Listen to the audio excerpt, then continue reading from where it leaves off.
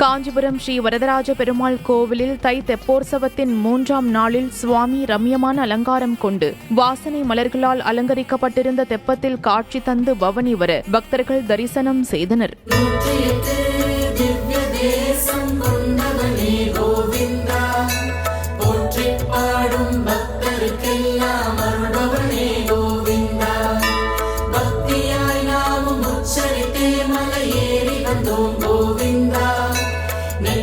நாமம் ஜொலித்திடவே படியேறி வந்தோம் கோவிந்தா.